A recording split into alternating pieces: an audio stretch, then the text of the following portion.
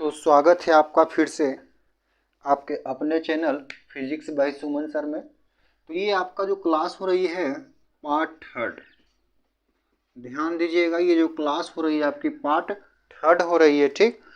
इसमें हम अपना टॉपिक पढ़ने वाले हैं आवेश का क्वांटमीकरण।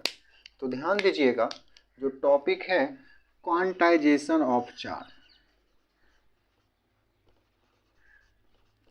नहीं दिखेगा बताइएगा, क्वांटाइजेशन ऑफ चार्ज।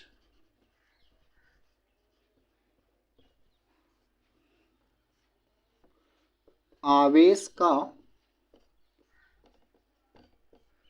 क्वांटमीकरण।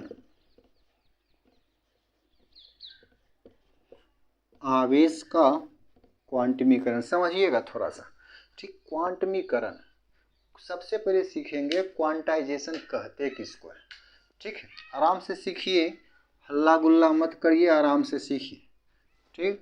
क्वांटाइजेशन होता है available in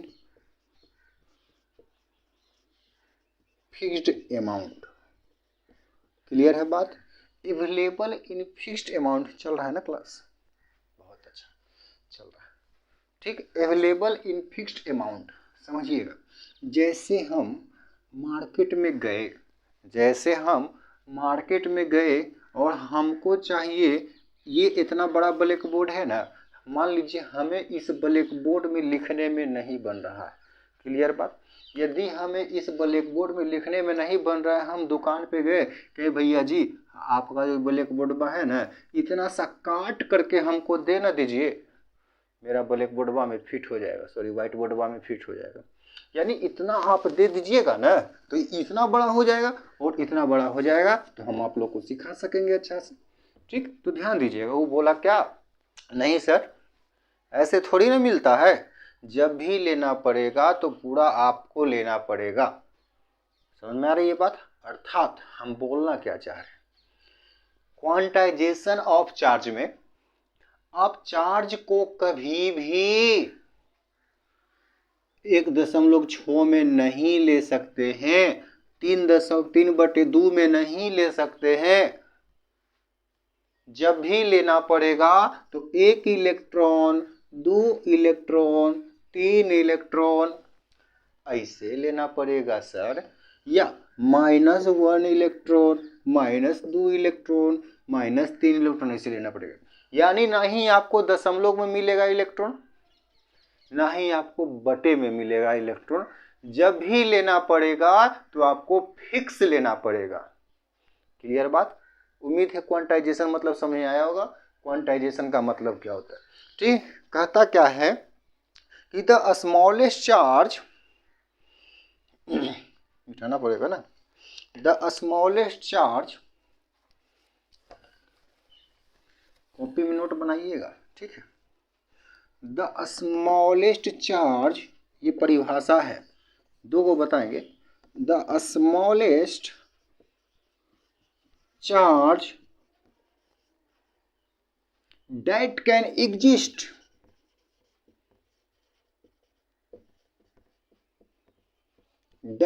exist independently। Clear है बात? that can exist independently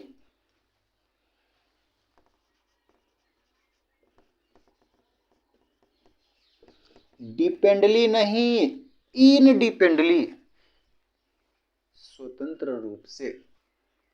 clear बात? Is the small is charge on 1 electron, is charge on 1 electron. समझिएगा थोड़ा सा, यानी आवेश का जो सूक्ष्मतम रूप होता है, ठीक, वो स्वतंत्र रूप से 1 इलेक्ट्रॉन, 2 इलेक्ट्रॉन, 3 इलेक्ट्रॉन, 4 इलेक्ट्रॉन ऐसे करके ये निर्भर करता है, स्वतंत्र रूप से। क्लियर बात? ठीक।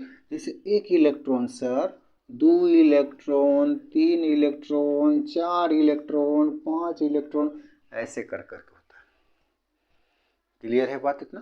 ठीक, उसी प्रकार एक और इसी का परिभाषा है, किसी को पता है तो बताइए थोड़ा।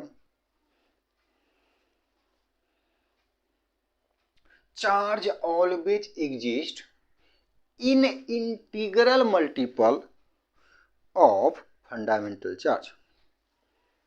चार्ज याद है, बताओ, बोल सकते हैं इसको, charge always exist in integral बोले तो पूर्णांक, ध्यान दीजिएगा, मल्टीपल गुणांक ऑफ फंडामेंटल चार्ज।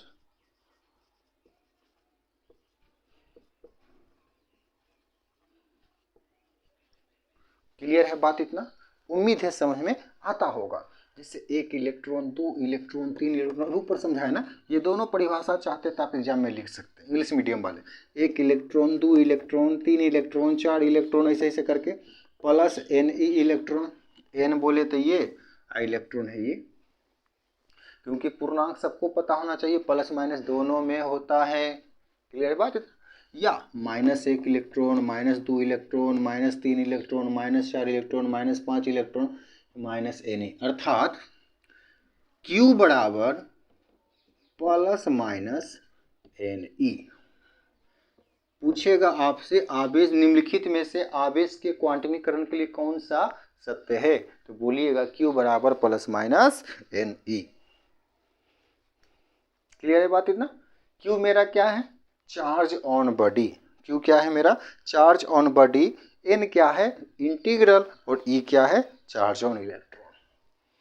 N क्या है? इंटीग्रल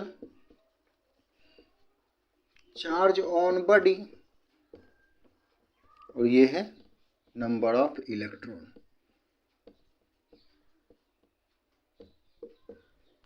उम्मीद है आवेश के क्वांटमीकरण दिमाग में घुसा होगा।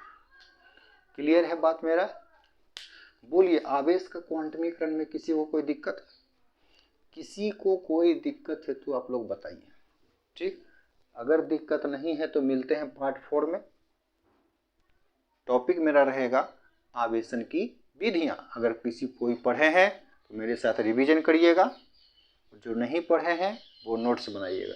ठीक है, धन्यवाद भाई। शेयर करिए, शेयर जरूर करिए, आप ही लोग का तो प्यार चाहिए मेरे भाई।